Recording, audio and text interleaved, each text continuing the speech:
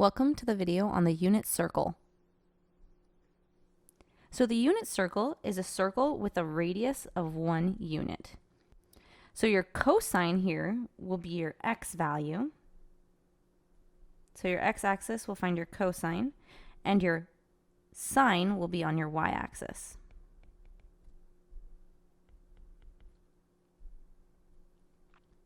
Your tangent is your sine over your cosine. So that'll be y over x. So if you look here at 30 degrees, your x value is the square root 3 over 2, so that's your cosine, and your y value is 1/2, so that would be your sine. And then your tangent would be 1/2 over the square root 3 over 2, which simplifies to 1 over the square root of 3, which is root 3 over 3. So that would be your tangent. So if we look at our quadrant, our cosine of x, or cosine of theta, is going to be the same as our cosine of that negative angle. So if we went this many degrees this way, our cosine will be here. And then if you went negative, so in the opposite direction, you would have the same cosine value. So if we went to the cosine of 135, it would be this value. And our cosine of negative 135 would be that same thing. So that's why our cosine of x is equal to cosine of negative x. Our sine of pi plus x is our negative sine. So if we took the sine of 30 degrees,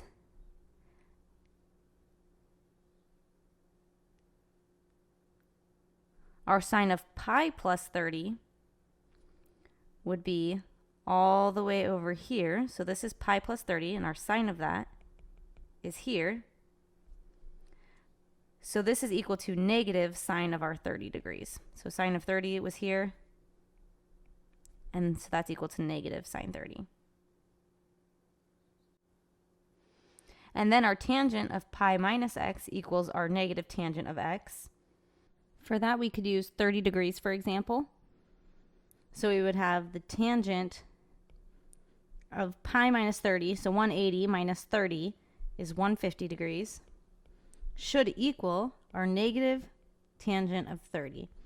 We said earlier that our tangent of 30 was root 3 over 3, so it should equal negative square root 3 over 3. So our tangent of 150 would be 1/2 over negative square root 3 over 2, which equals negative 1 over root 3, which is negative root 3 over 3. So that's also another relationship. So really, you need to know these relationships because you need to know when your tangent, cosine, and sine would be equal to each other. So you can figure these relationships out by looking at your unit circle. So your cosine of 60 degrees is going to be equal to negative cosine of 120, and it's going to also be negative cosine of 240, and your cosine of 60 is equal to your cosine of 300. So you just need to figure out from your unit circle when the values are equal to each other. So like we said earlier, tangent of theta equals sine theta over cosine theta, which is y over x in our unit circle. And the equation of a straight line through the origin is y equals x tangent theta, where theta is the angle between the line and the positive x-axis. So this is just something to know because they might ask you about it on the test.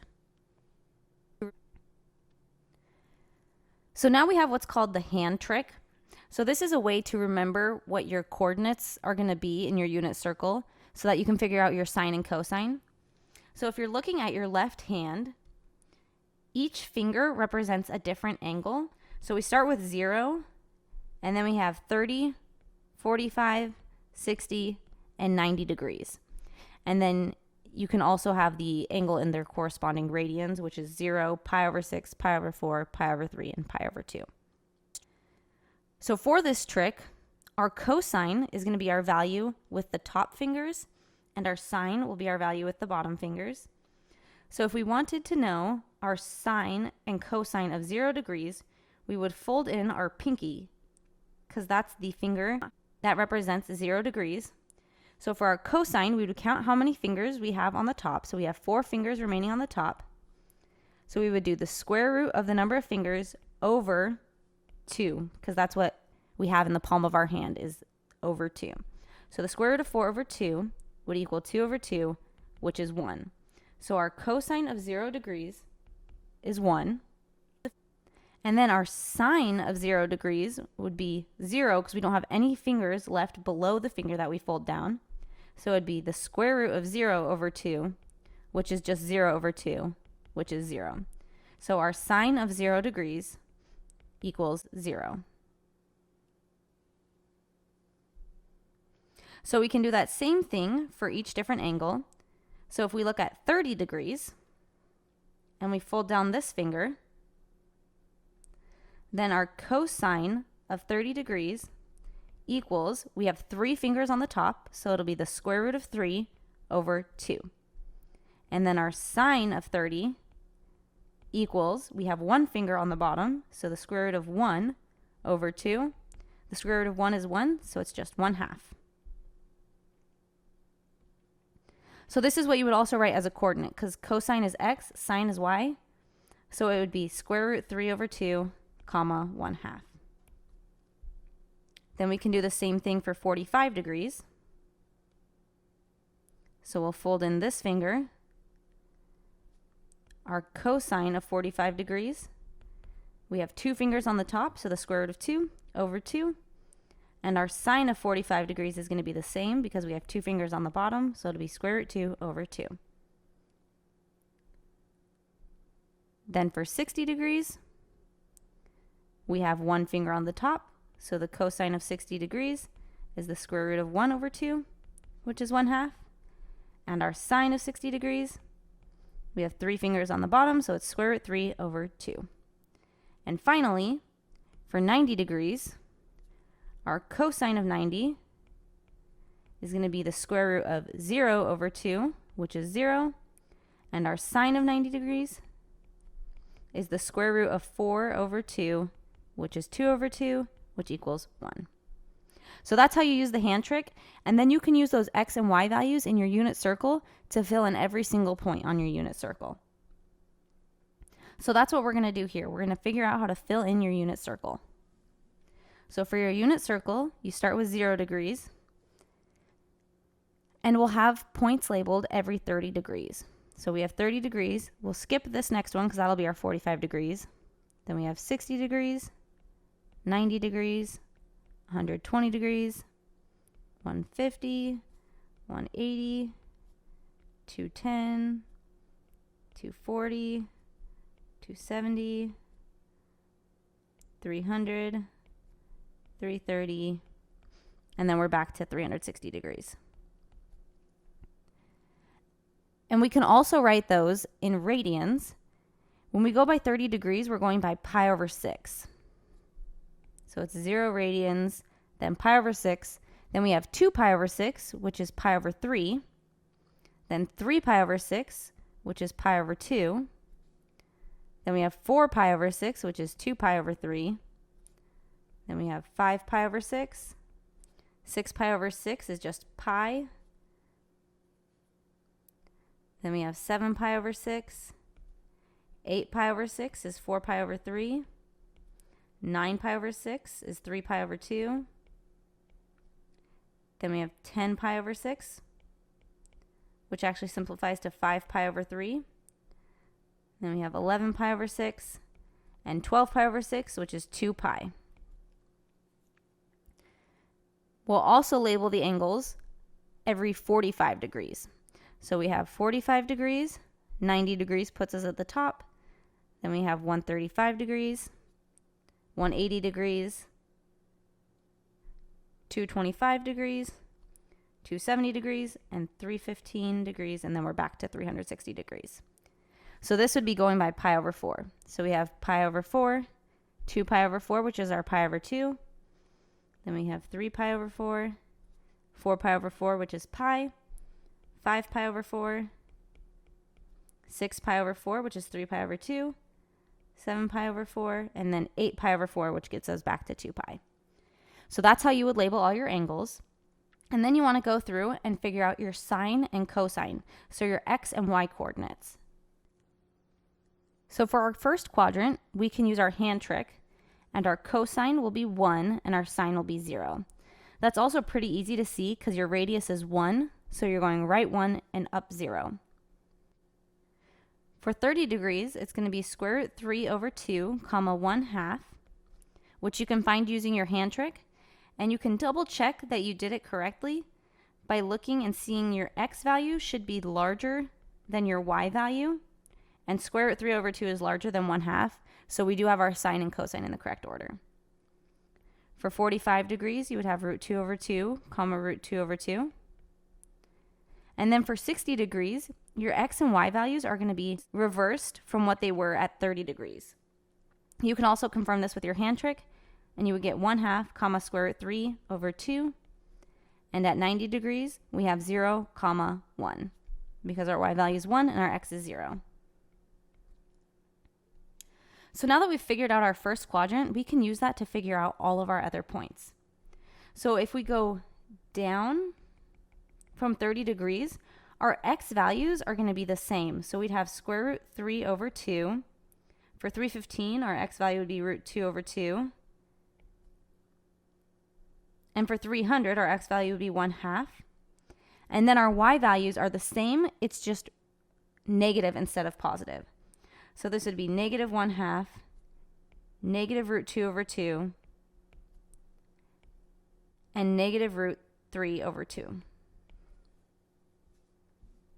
Down at 270, it'll be 0, negative 1. At 180, it'll be negative 1, 0.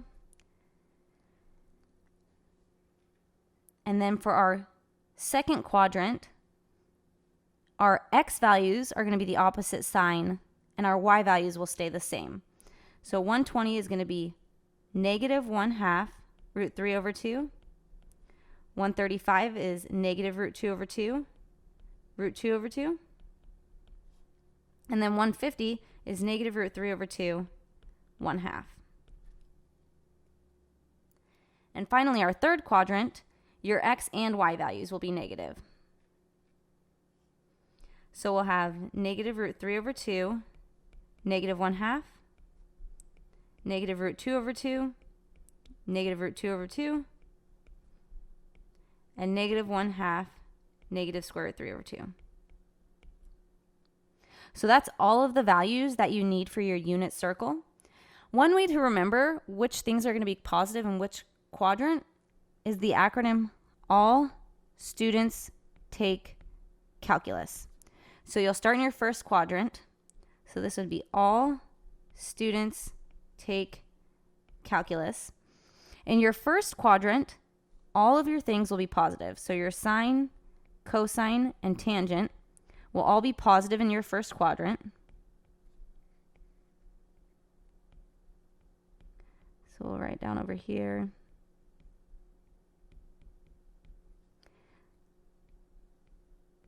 So quadrant 1, they're all positive. In quadrant 2, it says S. So only sine would be positive in quadrant 2. Cosine and tangent would both be negative. In your third quadrant, tangent's the only one that's positive. And then in your fourth quadrant, cosine is the only one that's positive. So that's how you know which trig functions will be positive in which quadrants. And that's your unit circle and how to write it. So it's helpful on your IB test to go ahead and write down the entire unit circle because it'll be used for a lot of problems when you're trying to figure out basic trig functions, and it'll be especially important on your no calculator section of your test.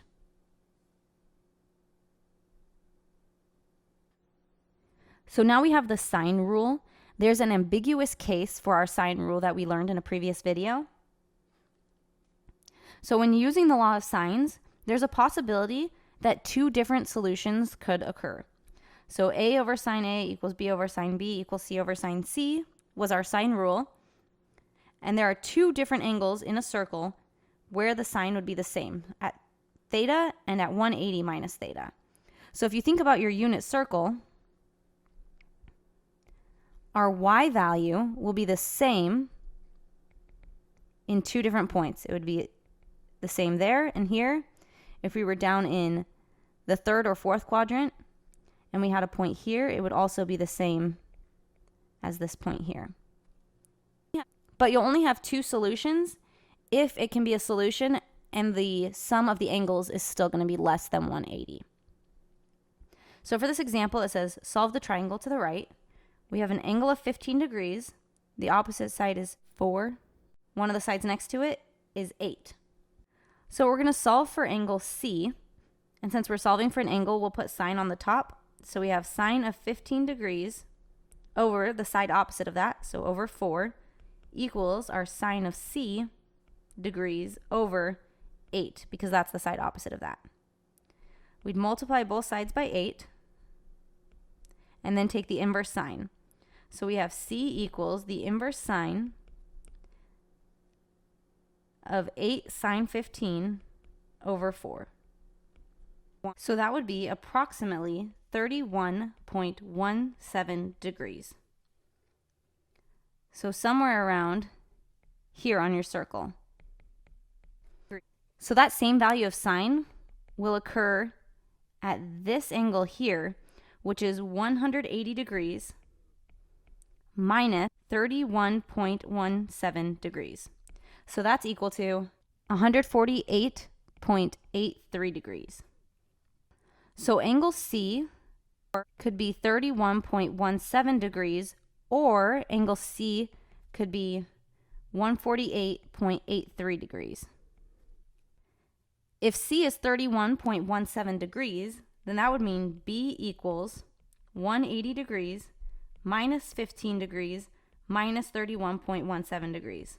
So that would mean that B is 133.83 degrees. So in this one, B would be 133.83 degrees. And if C is 148.83, then B would be 180 degrees minus 15 degrees minus 148.83 degrees, which would give you 16.17 degrees. So in this case, B would be 16.17 degrees. So now we just need to figure out what side length B would be for each of those triangles. And we'll use our law of sines for this. So we're trying to find a side length now, so we'll put our side lengths on top. So 4 over sine of 15 degrees equals B over sine of, and we'll do our 133.83 degrees first. So we'll multiply both sides by our sine of 133.83 degrees.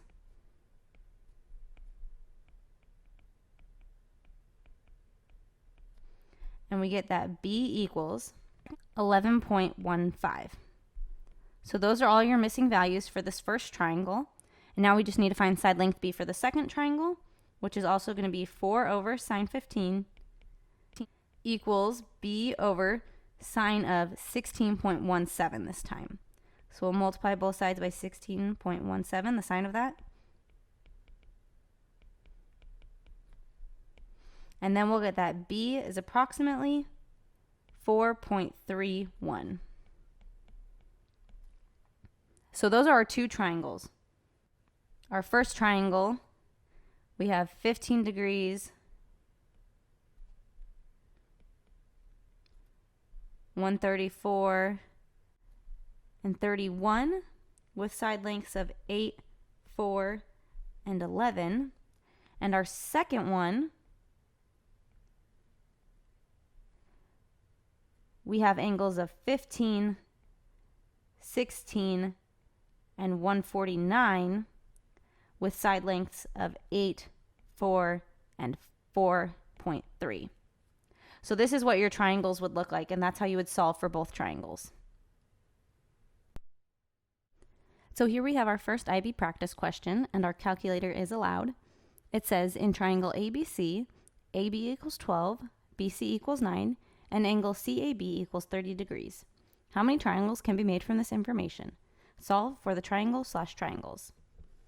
So we'll start by drawing a random triangle. It doesn't matter what our angles are because the math will find the correct angles anyway. So we have ABC, AB is 12, BC is 9, and angle CAB, so this angle here is 30 degrees. So we have an angle and the side opposite of it, so we can use our law of sines. So we'll have the sine of 30 degrees over 9 equals the sine of angle C over 12. So the reason I did the sign on top is because we're solving for an angle, so it'll be easier this way.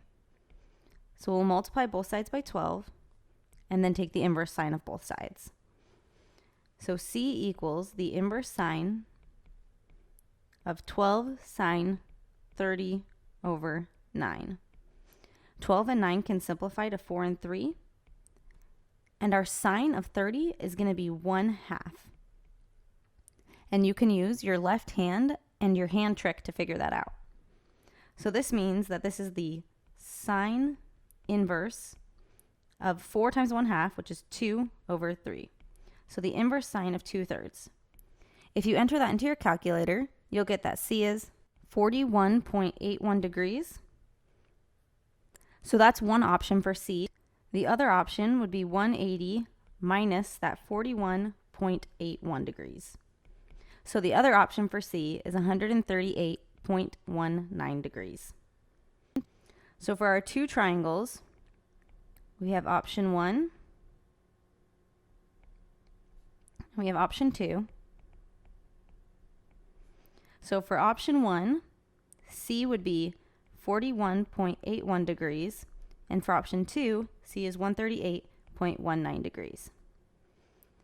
So for option 1, we can figure out angle B by taking 180 minus 41.81 and minus 30, because those are the two other angles, to figure out our third angle.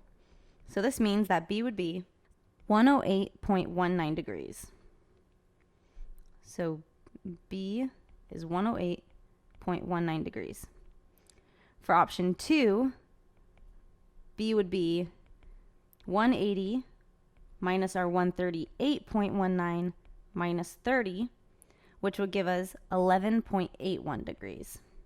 So B would be 11.81 degrees. So now we need to figure out side B for both options. So we're finding a side, so we'll put our side lengths on the top.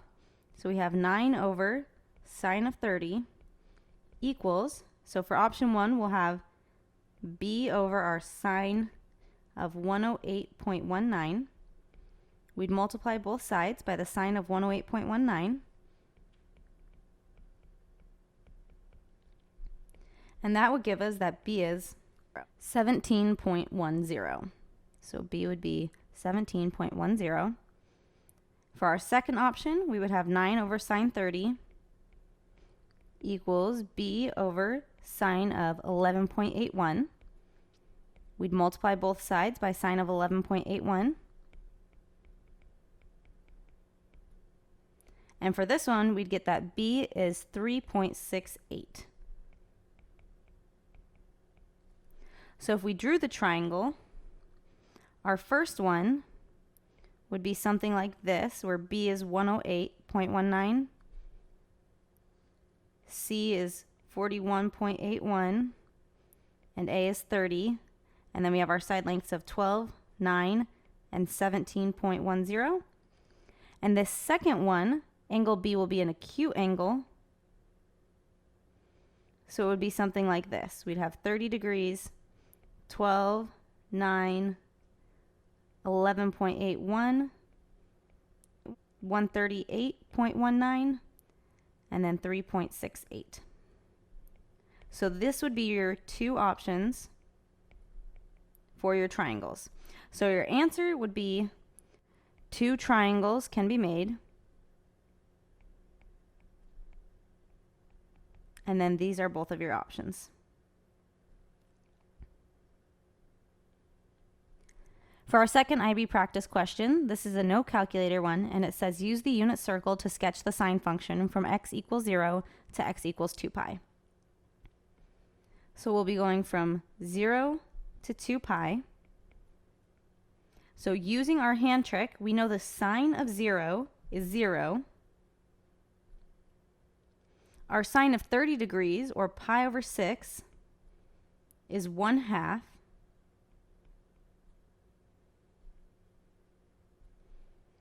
Then our sine of pi over 4 is root 2 over 2.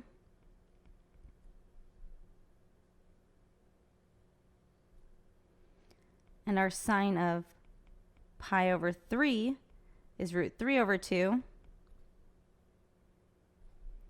And then our sine of pi over 2 is 1. And then we know that the values are going to come back down to 0. So we'll have 2 pi over 3, 3 pi over 4, and 5 pi over 6 before we hit pi. And those are just going to be reflected.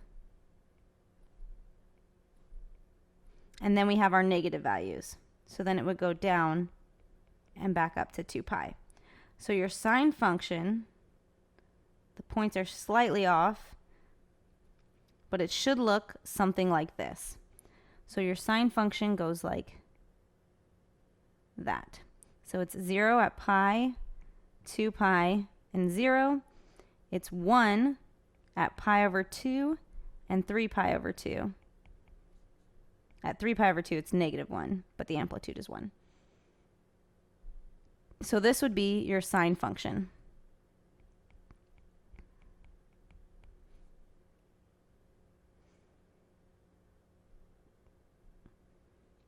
So in summary, our unit circle is very important to know.